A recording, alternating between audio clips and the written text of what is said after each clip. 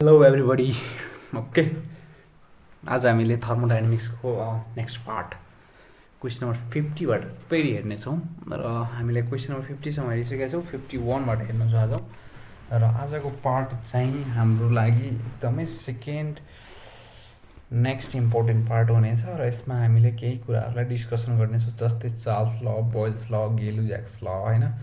र एक दुईवटा कुरालाई म सर रिभिजन गर्छु। जस्तै हाम्रो फर्स्टमा यस्तोमा भयो भने के हुन्छ, बोयल्स ल भनेको PV constant, P directly inversely proportion to 1/b when temperature remains constant भनेको बोयल्स ल हो। त्यस्तै चार्ल्स ल भनेको v/t कन्सटेन्ट भनेको law v is directly proportional to temperature when pressure remains constant. त्यस्तै Gay Lussac's लमा के हुन्छ, PV होइन, गेलेपिट भन्ने एउटा अप्सन हामीले के अरे एउटा ट्रिक लगाउन सक्छौँ। गेलेपिट मतलब PT constant, P directly proportional to V, P अथवा p/b कन्सटेन्ट भनेर भन्न सकिन्छ गेलु-ज्याक्समा, होइन। त्यस्तै अब अरू कुरा पनि आउँछ, जुल्स ल पनि कुरा गर्छ। जुल्स ल भनेको कस्तो भन्दाखेरि हामीले टेम्परेचरसँग र इन्टरनल एनर्जीसँग एसोसिएटेड कुरा हो र नेक्स्टमा हामीले हेर्नेछौँ। Okay, let's move with the question number 51।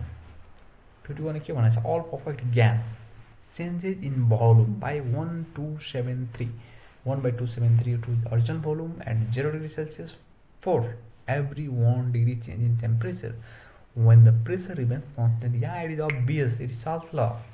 Charles law का स्टेटमेन्टै यही हो।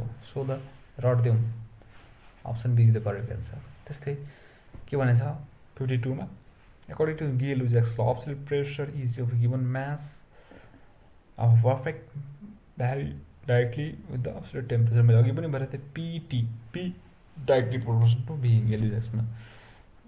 Option A is correct. 53 मा के भनेछ त, बोयल्स ल, Charles law, gels law, Gay Lussac's law states that change in internal energy of the perfect gas directly proportional change in temperature. Internal energy र temperature कुराउनु बित्तिकै हाम्रो के हुन्छ त, जोल्स ल हुन्छ। Option D. ओके,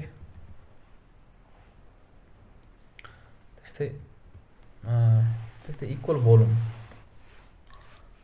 53 मा के, 54 मा के भनेछ, equal volume of all gas at same temperature and pressure containing equal number of molecules. यो भनेको अब अभोगाड्रो जीले दिनुभएको यो करेक्ट एन्सर हो। अर्को अप्सनमा हेरौँ, for a perfect gas Boyle's law is PV constant, temperature remain constant, त्यही हो अप्सन ए, फर्स्ट अप्सन।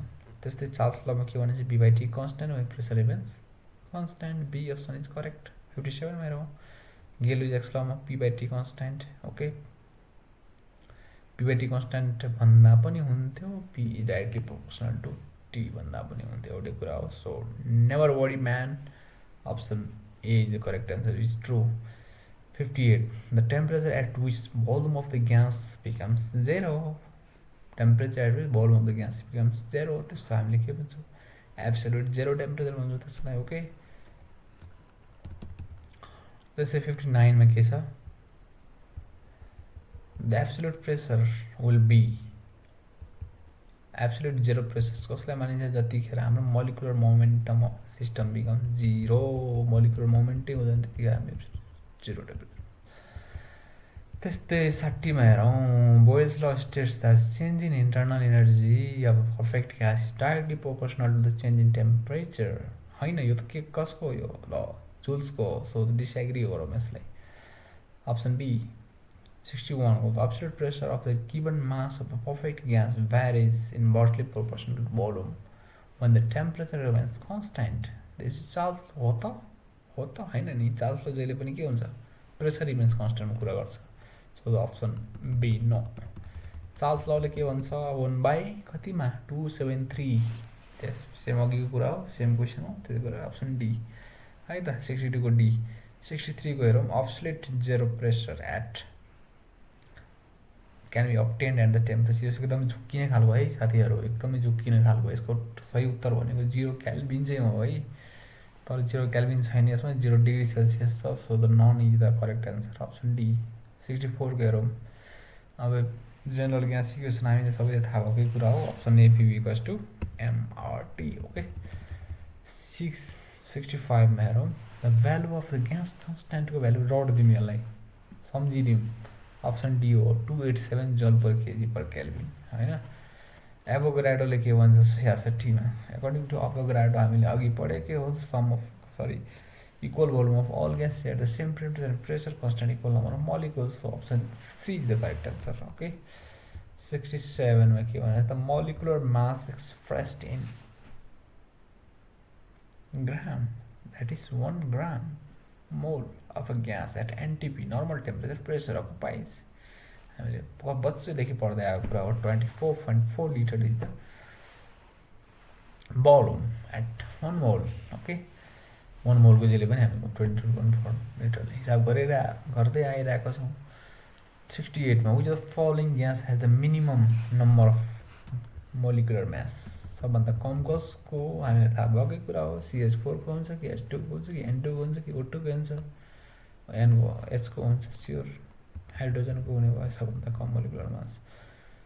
69मा के भन्छ according to Avogadro law density of two gases is directly हुन्छ कि के हुन्छ इन्भर्सली हुन्छ।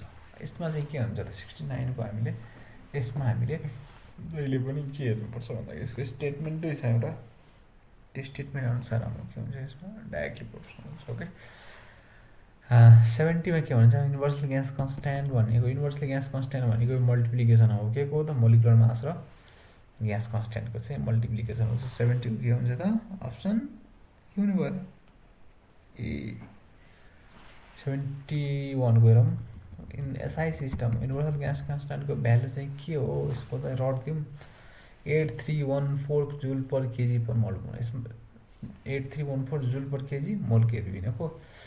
अब ग्यास कन्स्ट्यान्ट भन्यो छुट्टै भ्यालु हुन्छ युनिभर्सल ग्यास कन्स्ट्यान्टमा छुट्टै हुन्छ। ग्यास कन्स्ट्यान्टको भ्यालु ग्यास अनुसार फरक फरक हुन्छ र युनिभर्सल ग्यास कन्स्ट्यान्टको जुनसुकै ग्यासको भए पनि सेम यही भ्यालु हुन्छ। So the option D is the correct answer. Option 72 गएर the value of universal gas is ल आइसक्यो same question universal gas constant for same yes same for all yes option A। 73 the amount of heat required to raise the temperature of a unit mass of gas through 1 degree at constant volume हुनु बित्तिकै specific heat at constant volume हुने भयो option A.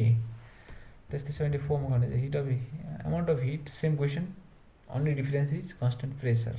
okay so it is correct statement and is one of the definition yes option A true। 75 the amount of heat required to raise the temperature of 1 kg of water through 1 Kelvin is called amount of heat required to raise the temperature of 1 kg of water through 1 Kelvin is called के हो यसको answer ल भन्नु भयो simple question हो यो। यसको answer चाहिँ के हो भन्दाखेरि 1 किलो जुल है त यसको एन्सर चाहिँ।